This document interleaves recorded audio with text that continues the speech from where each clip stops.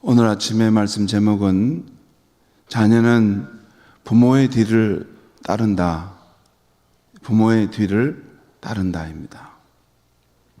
성경 이 열왕기서는 이스라엘의 왕과 그의 업적, 그 신앙에 대한 기록이 나옵니다. 알다시피 이 다윗과 솔로몬 왕 이후에는 그 통일 왕국이었던 이스라엘이 남북으로 분열됩니다. 그래서 북쪽은 이스라엘로, 남쪽은 유다라는 이름으로 바뀌게 됩니다. 그냥 북쪽은 옛 이름 그대로 이스라엘, 남쪽은 유다라는 이름으로 바뀝니다. 그때부터 이스라엘 왕의 역사 기록은 한 번은 이스라엘 왕에 대해서 기록하고 또 한 번은 남쪽 유다 왕에 대해서 기록하는 방식으로 되어 있습니다. 이것이 열왕기서의 기록 방식이에요. 오늘 본문의 경우가 바로 그런데요. 지금까지 북쪽의 이스라엘의 그 아합 왕에 대한 기록이 있었다면 오늘 본문은 이제 남쪽 유다의 왕 여호사밧에 대한 기록을 하고 있습니다. 그리고 또 여호사밧이 죽자 다시 북쪽의 이스라엘 왕 아하시아 왕의 그 신앙과 업적에 대한 기록을 하고 있어요.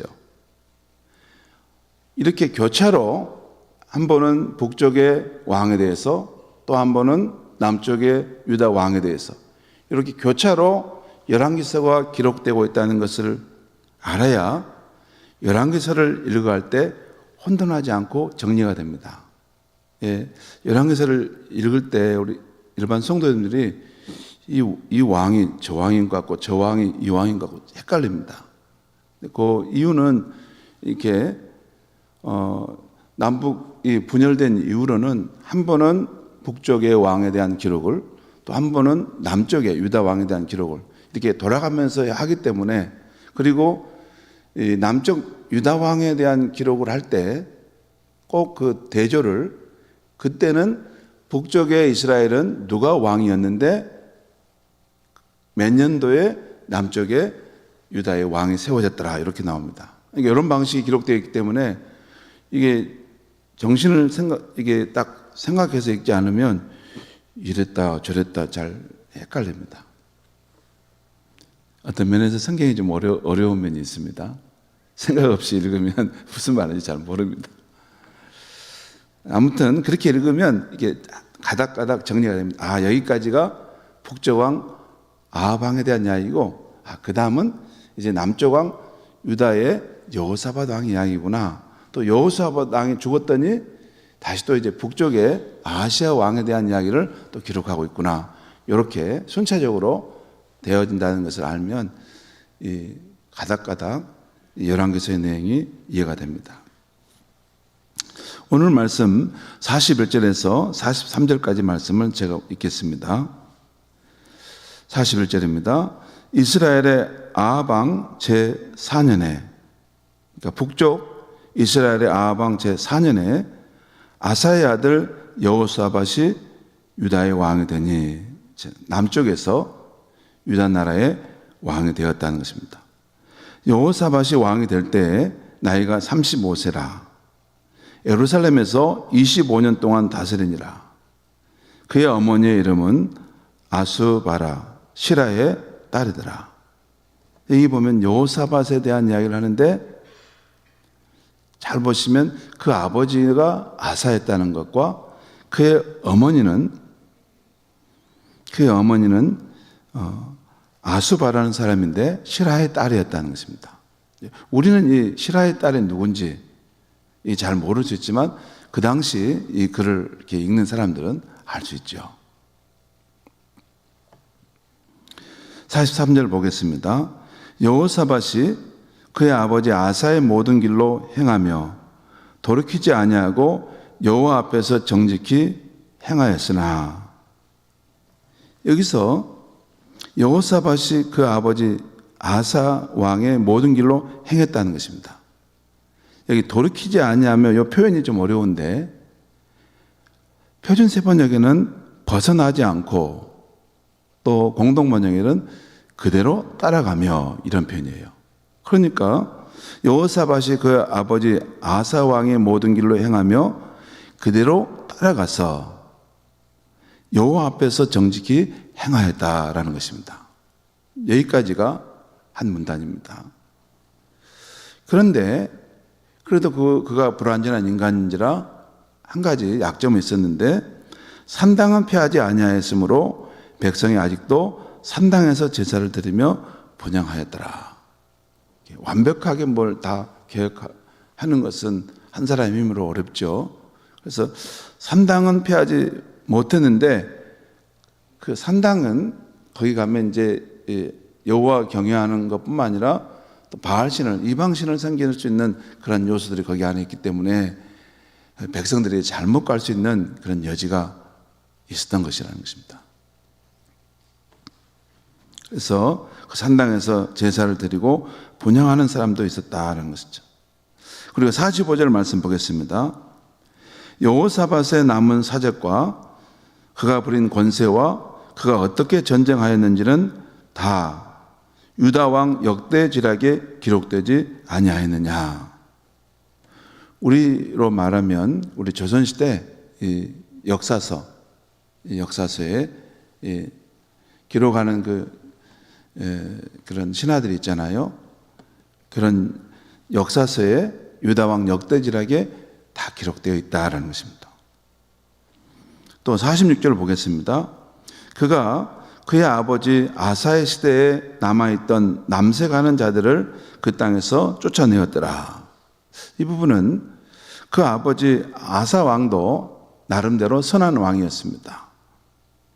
그래서 여호와 하나님을 경외하는 신앙을 따라갔고 또 우상 숭배하는 것, 특별히 남색 이런 것들을 동성애하는 남자가 남자로 부끄러운 일을 행하는 이런 일들을 그 땅에서 쫓아냈다는 것입니다. 근데 아버지 아사 왕이 그 실행을 했는데 그것을 다 척결하지 못했어요. 그 부분을 그 아들 여호사밧이 아버지를 위해서 깨끗하게 척결했다는 것입니다.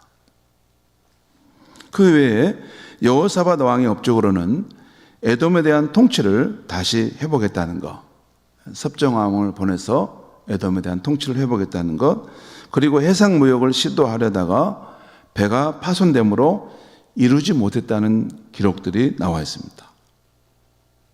그 후 여호사밧은 그의 조상 다윗성에 장사되고 그의 아들 여호람이 대신하여 유다 왕이 되었다고 기록하고 있습니다. 그것이 오늘 본문의 내용입니다. 그 다음은 북쪽 이스라엘 왕의 기록이 이제 다시 또 교차되어 나오는데요. 51절 말씀 보겠습니다. 51절. 유다의 여호사밧 왕 제17년에 유다 나라의 여호사밧 왕 제17년에 이제 북쪽의 왕이 또로 세워졌다는 건데 아합의 아들 아하시아가 사마리아에서 이스라엘 왕이 되어 2년 동안 이스라엘을 다스리니라. 우리가 지금까지 계속 아합 왕과 이세벨에 대한 이야기를 계속 봤죠. 그들이 어떻게 우상 숭배했고 하나님을 경외하는 선지자들을 죽였고 또 엘리야와 함께 갈멜산에서 그런 바알 선지자들과 함께 대적하는 그런 상황들 가운데 있었다는 것들을 우리가 알고 있습니다. 자, 이렇게 아합 왕의 아들로서 이스라엘 왕이 된 아하시아, 그러니까 아하시아는 그 유명한 그 아합 왕의 아들이었던 거예요. 그 아들이 어떻게 통치했는가가 그 다음에 기록되어 있는데 52절, 53절에 나와 있습니다. 제가 읽겠습니다. 그가 52절입니다. 그가는 아하시아입니다. 아하시아가 여호와 앞에서 악을 행하여 그의 아버지의 길과 그의 어머니의 길과 이스라엘에게 범죄하게 한 느밧의 아들 여로보암의 길로 행하며 그의 아버지가 누굽니까? 아합이고 그의 어머니는 이세벨입니다. 그러니까 아합의 길과 이세벨의 길과 또 여로보암의 길로 행하며 53절입니다. 바알을 섬겨 그에게 예배하여 이스라엘 하나님 여호와를 노하게 하기를 그의 아버지의 온갖 행위같이 하였더라. 아합의 아들이었던 아하시아는 어떻게 했다고요? 그 아버지가 가는 길을 갔는데 그 아버지처럼 바알을 섬겨 예배함으로 여호와 하나님 앞에 진노함을 얻게 되었는데 하는 일이 꼭 그 아버지의 모든 행위같이 하였다라는 것입니다. 정확하게 성경 본문에 그런 뜻이 담겨 있어요. 성도 여러분, 오늘 남쪽의 유다 왕 여호사밧과 북쪽의 이스라엘 왕 아하시아의 삶은 여호와 하나님 앞에서 너무 대조적인 것을 보여줍니다. 너무나 서로 달라요. 곧 유다의 여호사밧은 여호와 앞에서 정직히 행하였다고 하는데 반대로 북이스라엘의 아하시아는 여호와 앞에서 악을 행하였다는 것입니다. 유다의 여호사밧 왕은 그의 아버지 아사 왕의 모든 길을 따라서 그대로 갔고 그래서 여호와 앞에 정직히 행하였다고 하는데 북이스라엘의 아하시아는 그의 아버지, 그의 어머니의 길을 따라 바알을 섬겨 바알에게 예배하여 하나님을 노하게 하였는데 그 모든 행위가 그 아버지의 행위와 같았다고 기록하고 있는 것이에요.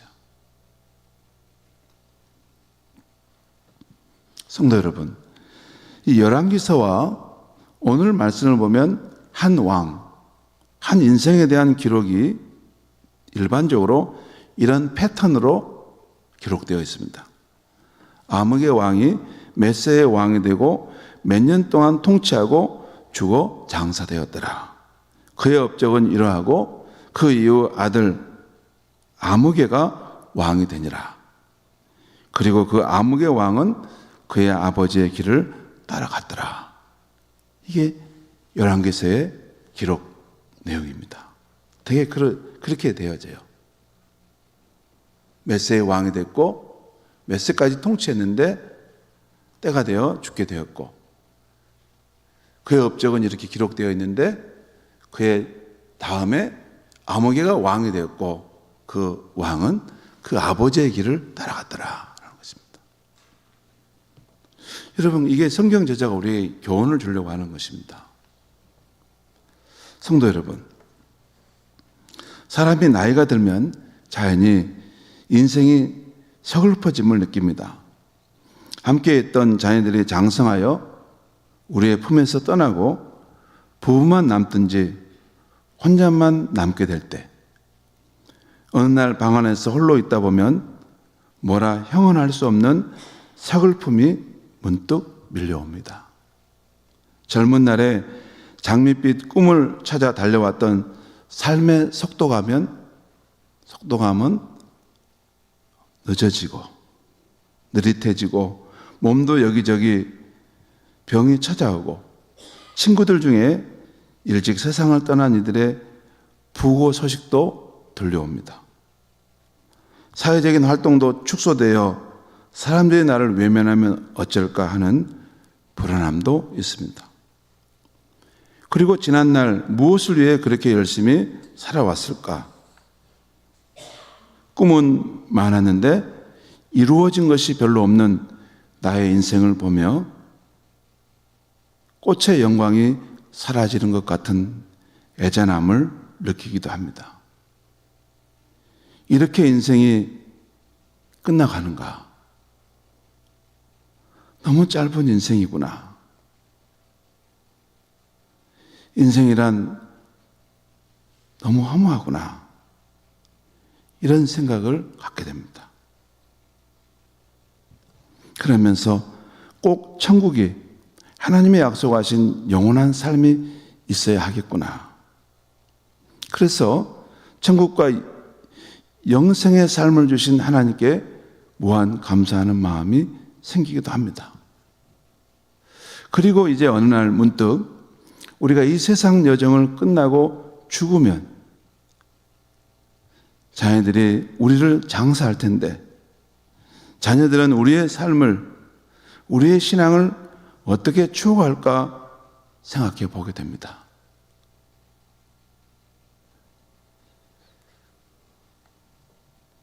우리가 떠난 후에 마치 우리가 우리 부모의 삶과 신앙을 계속 추억하고 반추하듯이 우리 자녀들도 우리와 함께 했던 그 날들을 생각해 볼 것입니다. 우리 부모는 어떻게 살았지? 여호와 하나님을 어떻게 믿었지? 아마 생각해 볼 것입니다.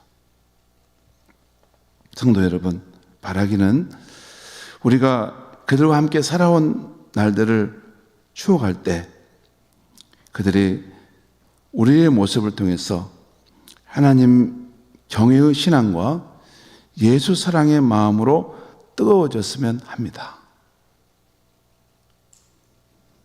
그들도 우리처럼 이 세상에서 꿋꿋한 믿음, 하늘 본향, 영원한 나라를 소망하는 삶을 살다가 천국에서 꼭 만나 영원한 삶을 누리는 것, 그것이 우리 모두의 소원 아닙니까?